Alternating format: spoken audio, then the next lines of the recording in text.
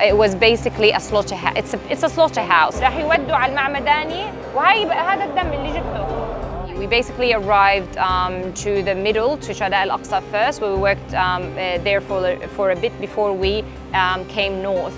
Now the situation in the north has been disastrous. Not saying that in the south it wasn't, because when we were south, we thought, me and the other Australian doctor that was with me, Dr. Saya Aziz, that we've seen the worst with the starvation, with the strikes, with the injuries that we saw, and with the amount of people, the starvation, the sewage, no clean water, people living in the hospital, people evacuating there every day. However, when we went north, it was another level of disaster. It was basically a slaughterhouse. It's a slaughterhouse.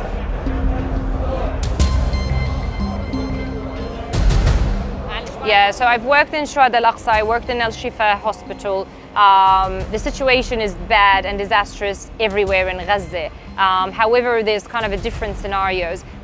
So people in Gaza are basically waiting to die in different ways. So it's kind of, they're waiting their turn to die. So we're either being killed by a bomb and a strike with different weapons, F-35, F-16, quadcopters, Apaches, the robotic injuries, and all sort of other weapons, snipers and the tanks.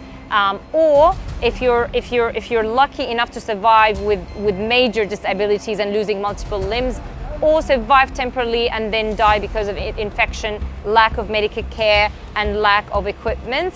And other people die when they evacuate, go with no homes and they die from starvation and infections as well.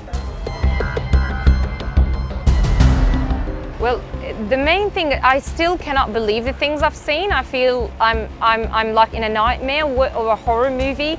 I can't just stand those kids watching the father or the mum shredded into pieces in front of them, or the mum has lost all of her family at the same time and her kids. They're coming carrying dead bodies to me all the time. Like, doctor, just tell us, is there a chance, are they alive? Save them, help them. And they either arrive dead or it's kind of basically a case that there's no way to save at that stage. So it's really heartbreaking and difficult, and no matter, there's no way to express, there's no word to express the amount of pain that causes that shouldn't happen to anyone in the world. What people of Gaza are living, no one can tolerate.